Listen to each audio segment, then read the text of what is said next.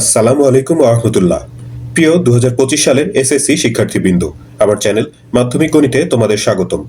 Test পরীক্ষার পরবর্তী সময়ে তোমাদের উচ্চতর গণিতের প্রস্তুতির পূর্ণতার জন্য দেশের স্বনামধন্য স্কুলগুলোর টেস্টের উচ্চতর গণিতের প্রশ্ন নিয়ে আলোচনা করছি। আজকের এই পর্বে Motijheel ideal school and college ঢাকার খ বিভাগ অর্থাৎ জ্যামিতি ও ভেক্টর নিয়ে আলোচনা করছি। এখানকার 4 নম্বর প্রশ্নটা উপপাদ্য, যেটা বেশিরভাগ স্টুডেন্ট অ্যাভয়েড করো, তো সেটা আমি এখানে বাদ রেখে 5 এবং 6 নম্বর প্রশ্নের সমাধান দেখাচ্ছি। 5 নম্বর প্রশ্নে প্রথমে এ বি সি ডি 4টা বিন্দুর স্থানাঙ্ক দেওয়া আছে উদ্দীপকে। বলা হয়েছে যে এই 4টা হচ্ছে একটা চতুর্ভুজের শীর্ষবিন্দু। ক নম্বর প্রশ্নে x plus 4y minus 20 is equal two 0 এমন একটা সমীকরণ দেওয়া আছে। বলা হয়েছে যে এই রেখাটার ঢাল নির্ণয় করো। তো এই যে ক নম্বর প্রশ্নের এই সমীকরণটা দেওয়া আছে প্রশ্নে। ঢাল নির্ণয়ের জন্য আমরা এই সমীকরণটাকে পার্শ্ব পরিবর্তন করে একটু বিশেষভাবে লিখব। ওয়াই বাম পাশে শুধু ওয়াই রাখবো, তার জন্য এখানে 4y, এই এক্স মাইনাস 20 এগুলোকে ডান পাশে নিয়ে গেলাম। 4টাকেও ডান পাশে নিয়ে ভাগ করে দিলাম। এখানে 1/4 লিখতে পারি। এখানে তো একটা 1 আছে, 1-এর সাথে এই 4টা এই পাশে এসে ভাগ হলো, 20-র সাথেও সেই 4টা এসে ভাগ হবে, 4×5 = 20। এখন এইভাবে করে লেখার কারণ হচ্ছে যে আমরা এরকম একটা সমীকরণ জানি, y = mx + c। এই আকারে যদি প্রকাশ করতে পারি তাহলে এই যে x এর সাথে যেটা সহগ থাকে সেটাই হচ্ছে ঢাল। তো সেই কারণেই y = mx + c এই আকারে এই সমীকরণটাকে প্রকাশ করা হয়েছে। তাহলে x এর সাথে এখানে সহগ দেখা যাচ্ছে হচ্ছে -1/4। তো আমরা লিখেছি যে y = mx + c সমীকরণের সাথে তুলনা করে পাই m m মানে হচ্ছে ঢাল, ঢাল হচ্ছে -1/4। তার মানে প্রদত্ত রেখাটার ঢাল হচ্ছে -1/4। খ নম্বর প্রশ্নে বলা হয়েছে প্রমাণ করো যে উদ্দীপকের বিন্দু 4টি একটি সামান্তরিকের শীর্ষবিন্দু। তো সামান্তরিক হতে গেলে বিপরীত বাহুগুলো সমান হতে হবে। আমরা প্রথমে এই যদি এবিসিডি একটা চতুর্ভুজ হয়, এই চতুর্ভুজের যে 4টা বাহু হবে এবি, বিসি, সিডি এবং এডি, এই 4টা বাহুর দৈর্ঘ্য নির্ণয় করি। তো প্রথমে এবি রেখার দৈর্ঘ্য নির্ণয় করার সূত্র আমরা জানি, √(x2 - x1) plus y2 - y1 whole square, অথবা এখানে x1 আগে লিখতে পারো, x2 পরে লিখতে পারো, তাতে কিছু যায় আসে না, কারণ এর উপরে হোল স্কয়ার আছে। যেটাই আগে লেখা হোক, ভেতরে মাইনাস আসুক বা প্লাস আসুক, স্কয়ার করলে সেটা প্লাসই হয়ে যাবে। তো এই কারণে এখানে x1 বা x2 যে কোনো একটা আগে লিখলেই হয়। তো এখানে এ আর বি এই দুইটা বিন্দুর দূরত্ব বা দৈর্ঘ্য বের করব এবি রেখার। এখানে -4 x2 আর 8 হলো x1, তো -4, এরপর সূত্রের মাইনাস, এরপর 8 whole square plus y2 - y1 অর্থাৎ 6 - 6। 6 থেকে 6 মাইনাস করলে 0 হয়, স্কয়ার করে 0, এখানে -4 আর -8 মিলে হচ্ছে -12 হয়, সেটা স্কয়ার করলে 144 হবে, আবার √ওভার করলে 12 হয়ে যাবে। তো হিসাব যতটুকু সম্ভব ছোট করা দরকার উচ্চতর গণিতের ক্ষেত্রে বিশেষ করে। তো এবি রেখার দৈর্ঘ্য পেলাম হচ্ছে 12 একক। এভাবে করেই একই সূত্র বিসি রেখার দৈর্ঘ্য বের করলাম বি আর সি বিন্দুর স্থানাঙ্ক ব্যবহার করে, সেটা পাওয়া গেল হচ্ছে 4√5 একক।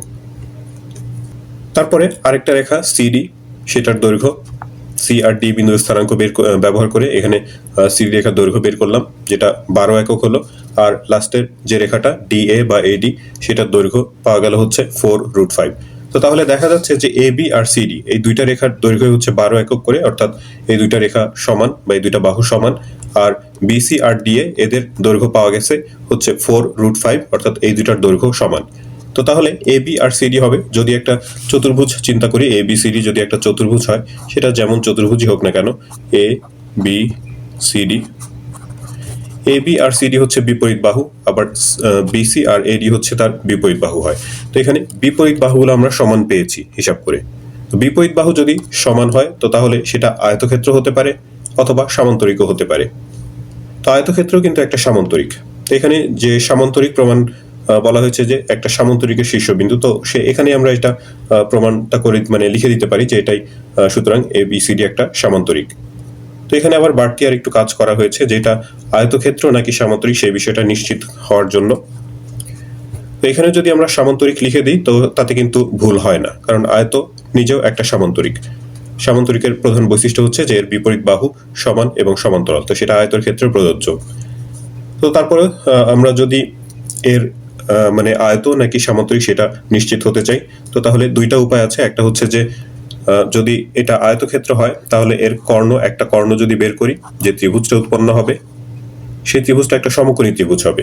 তো সমকোণী ত্রিভুজ প্রমাণের জন্য এই বাহুর বর্গের যোগফল কর্ণের অর্থাৎ অতিভুজের বর্গের সমান হতে হবে। যদি হয় সেটা, তাহলে বোঝা হবে যে এই কোণটা সমকোণ, তো সেই ক্ষেত্রে এটা সমকোণী, সেই ক্ষেত্রে এটা আয়তক্ষেত্র হবে। আর যদি সমকোণ না হয় তো সেই ক্ষেত্রে বোঝা হবে যে এটা হচ্ছে সামান্তরিকী। তো আরো একটা সহজ উপায়, সেটা হচ্ছে যে কর্ণ দুটো কেবল বের করলেই হয়। একটা কর্ণ হবে এসি আর একটা কর্ণ বিডি। ওই যে একই সূত্র, দুইটা বিন্দুর দূরত্ব বা দৈর্ঘ্য বের করার যে সূত্র, সেই সূত্র ব্যবহার করেই আমরা এসি এবং বিডি এই কর্ণ দুইটার দৈর্ঘ্য বের করলাম। এ আর সি বিন্দুর স্থানাঙ্ক ব্যবহার করে এসি কর্ণের দৈর্ঘ্য পেলাম হচ্ছে 8√5 একক, আর বিডি কর্ণের দৈর্ঘ্য হচ্ছে 8√2। এখন দেখা যাচ্ছে যে কর্ণ দুইটা সমান না। কর্ণ কখন সমান হবে না? যদি আয়তক্ষেত্র হয় তাহলে তো কর্ণ সমান হওয়ার কথা, কারণ আয়তক্ষেত্র একটু যদি এঁকে দেখি, আয়তক্ষেত্র হয় এমন, তো এটা দেখেই বোঝা যাচ্ছে এটার কর্ণ দুইটা সমান হবে। কিন্তু সামান্তরিক একটু চ্যাপ্টা হওয়ার কারণে এর একটা কর্ণ বড় আর একটা কর্ণ ছোট হয়, অর্থাৎ কর্ণদ্বয় অসমান হয়। এখানে যেহেতু কর্ণদ্বয় আমরা অসমান পেলাম, তার মানে এটা আয়তক্ষেত্র হওয়ার কোনো চান্স নেই, তো এটা কেবল একটা সামান্তরিক, অর্থাৎ এবিসিডি একটা সামান্তরিক, সেটা প্রমাণ হয়ে গেল।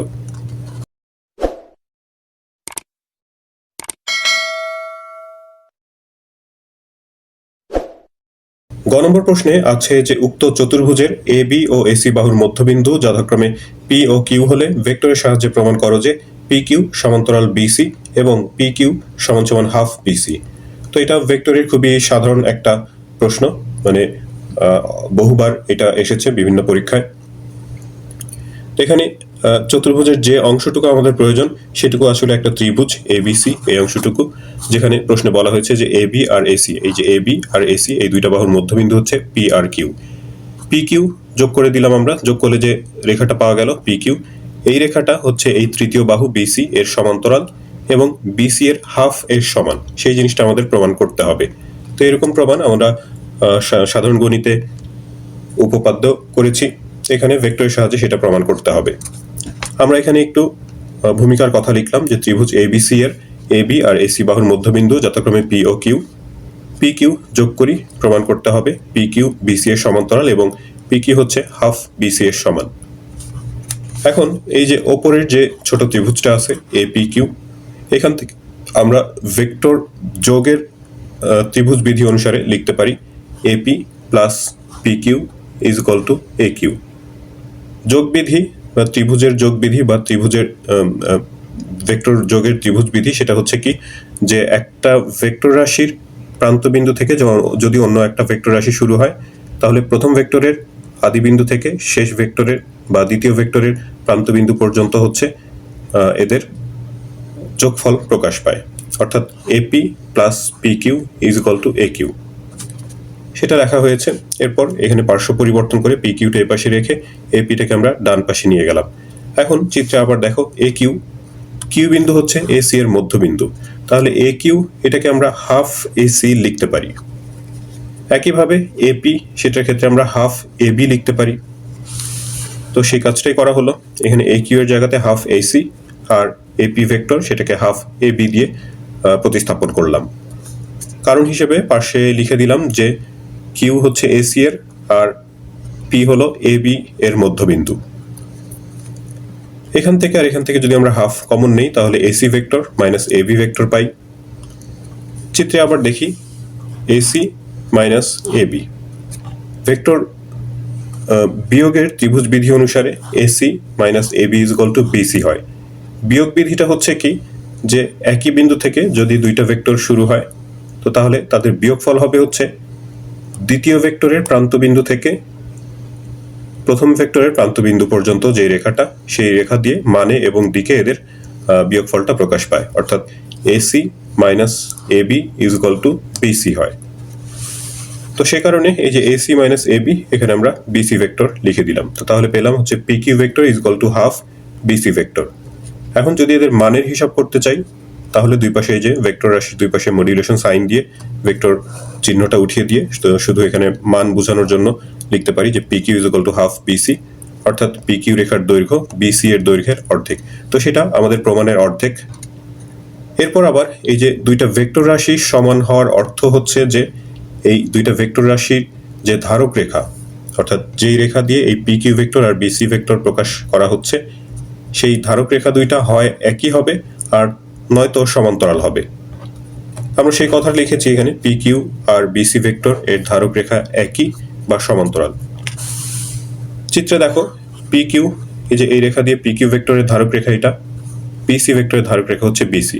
তো এরা তো একই রেখা হওয়ার কোনো সম্ভাবনাই নাই, কোনো চান্সই নাই।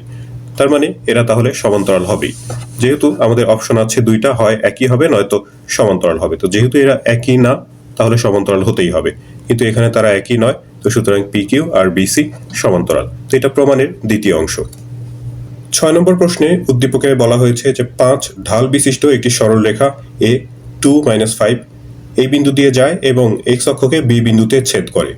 এই বিন্দুগামী অন্য একটা রেখা এক্স অক্ষকে সি, যার স্থানাঙ্ক হচ্ছে -10 এই বিন্দুতে ছেদ করে। ক নম্বর প্রশ্নে বলা হয়েছে এ বি রেখার সমীকরণ নির্ণয় করো। এ বি রেখাটা হচ্ছে যে 5 ঢাল বিশিষ্ট একটা সরলরেখা যেটা এ বিন্দু দিয়ে যায় এবং এক্স অক্ষকে বি বিন্দুতে ছেদ করে। তার মানে ওই যে 5 ঢাল বিশিষ্ট যে রেখাটা এ বিন্দু দিয়ে যায় ওটাই হচ্ছে এ বি রেখা, কারণ ওই রেখাটাই এক্স অক্ষকে বি বিন্দুতে ছেদ করে। তো এই 5 ঢাল বিশিষ্ট আর এ বিন্দুগামী রেখার যদি সমীকরণ বের করি তাহলে সেটাই হচ্ছে এ বি রেখার সমীকরণ হবে। আমরা সেই কাজটাই করেছি। m = 5 অর্থাৎ ঢাল হচ্ছে 5 ঢাল বিশিষ্ট একটা সরলরেখা এ বিন্দু দিয়ে যায় এবং এক্স অক্ষকে বি বিন্দু ছেদ করে। আমরা একটু কথা লিখে নিয়েছি। তো তাহলে এটাই এ বি রেখা হচ্ছে, আর এ বি রেখার সমীকরণ বের করব। যদি ঢাল আর একটা বিন্দু স্থানাঙ্ক দেয়া থাকে তো সেই ক্ষেত্রে রেখার সমীকরণ বের করার সূত্র হলো y - y1 = m × x - x1। এই সূত্র প্রয়োগ করলো। এখানে y1 মানে হচ্ছে যে বিন্দুটা আছে সেখানকার y স্থানাঙ্ক, অর্থাৎ কোটি -5 মাইনাস এখানে প্লাস হয়ে গেছে, সূত্রের মাইনাস আর -5 মিলে +5 হয়ে গেল। m মানে ঢাল, সেটা 5, x এই x আর এখানকার y এটা সমীকরণে থেকে যাবে। x1 হচ্ছে 2, তারপর এই 5 দিয়ে এটাকে গুণ করে দেওয়া হলো 5x - 5 × 10। এরপর যে কোনো একভাবে সাজিয়ে লিখে এই সংখ্যা দুইটা একপাশে নিয়ে যোগ বিয়োগ করা যায়, আর বাকি পদগুলো একপাশে যে কোনোভাবে সাজিয়ে লিখতে পারো।